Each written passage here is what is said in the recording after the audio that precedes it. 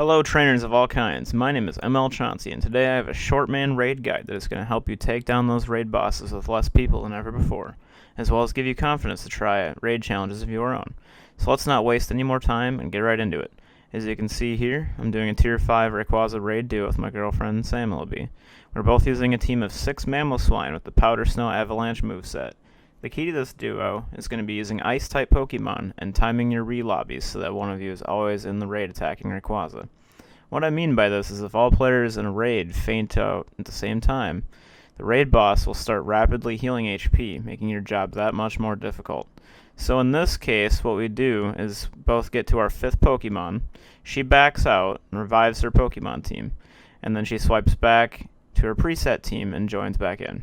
By this point, I'm in my 6th Pokemon, and it's out and about to get knocked out, to which I let happen, and then she gets back in the raid, so we don't have to worry about that. As you can see here, it is super important to have a pre-made raid team to save as much time as possible. Rayquaza is actually quite an easy duo, and this was recorded back in March 2019, St. Paddy's weekend, when Rayquaza was released for just that weekend. We had prepared for this during the Swine Up Community Day, so that when this was announced, we were already prepared. Some other Pokemon options for this duo are Weavile, Glaceon, Jinx, and even Ice Beam Lapras can do well. You can also use other dragons against it, but they will probably need to be level 40 maxed out more than likely, whereas the ice types, you'll be just fine around the level 30 to 35 range. As you can see here, we have plenty of time left at the end to finish it off. One strategy I have for those that are serious about raiding, but like to conserve Stardust, is to power up Pokemon based on raid boss rotation announcements. So for example, the Deoxys forms as well as the Mewtwo with Psy Strike have been announced as the next legendary raid bosses coming out for the Ultra Bonus Unlock event. To prepare for this, we want to prepare the best counters for these Pokemon ahead of time so we don't show up to the raid unsure of what to use. Since all of these raid bosses have the same weakness and are the same type, the counters are pretty easy to figure out. And this Deoxys attack form solo, I use Psycho Cut Shadow Ball Mewtwo's along with Gengar that have Lick and Shadow Ball. This raid took place before Giratina Origin form was released, which is now the best overall counter, in my opinion, to any of these raid bosses. Tyranitar and Weavile are also very good general options with their respective Dark-type movesets. My next tip is to find at least one other player that you are a high level of friendship with to raid with consistently. This will always ensure you have a friendship bonus for damage and extra balls to throw. Getting the most premier balls you can possibly get is going to help you catch more raid boss Pokemon, which will in turn help you save rare candies, and obviously if you get a good one, you want the best chance possible to catch that Pokemon. In the case of the Deoxys forms, you will be able to solo the attack form still. I believe the normal form is able to be done by 2 people, and then the speed form 3 people, and the defense form takes 4 people minimum, unfortunately. That is actually probably the hardest raid boss in the game to short man raid. It does take 4 people to take on the Deoxys defense form. Giratina Origin form is overall the best counter for all of these, and you should have no problem pulling it off with any of the top counters with those amounts of people, as far as I know. But some other counters you could consider using would be Mewtwo Shadow Ball, Tyranitar with Bite Crunch, and Gengar with the Legacy movesets and Shadow Ball all work just fine, as well as Weavile Foul Play. So yeah, as you can see, here's a successful attack form Deoxys solo. About 55 seconds left. As you can see in this next raid, Latias is a very tanky boss that generally takes 3 high-level players with excellent counters to defeat. In this clip, we ended up doing the raid with a random level 39 that doesn't really use the most optimal counters. In situations like this, you can rely on your raid buddy to make sure one of you is always in the raid attacking the raid boss, as well as communicate progress, as well as the moveset and any other potential issues.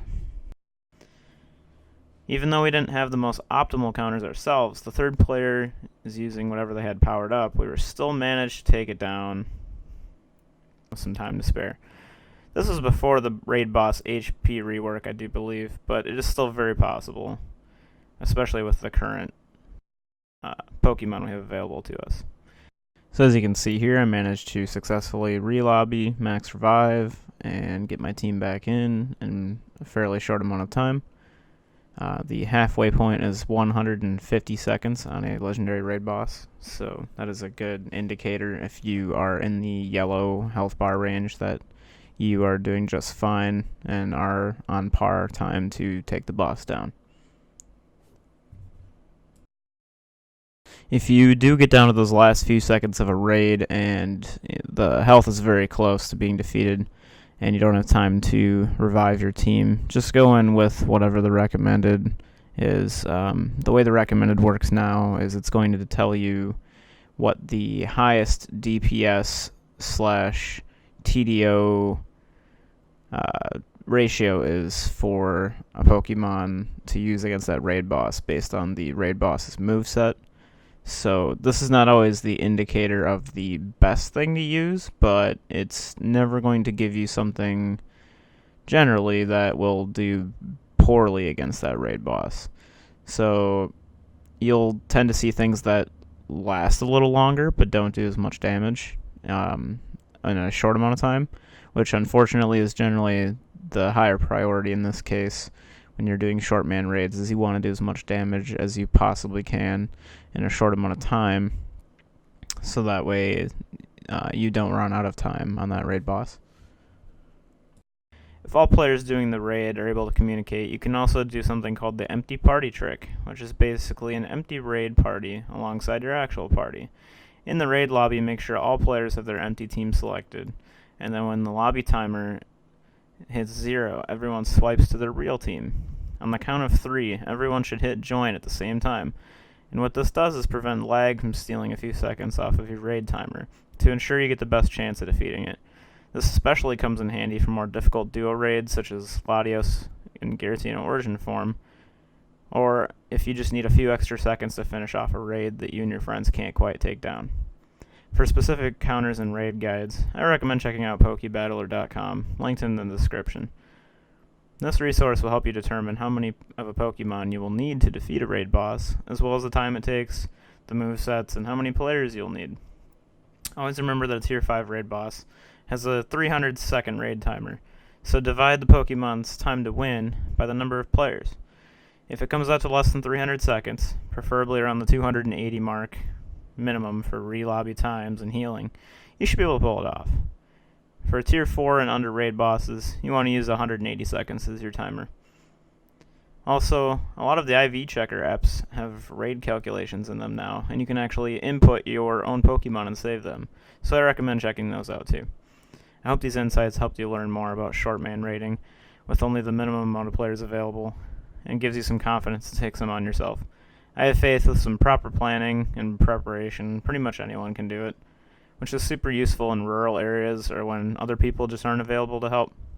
Thanks for watching, guys. Make sure to thumbs up, subscribe, and until next time.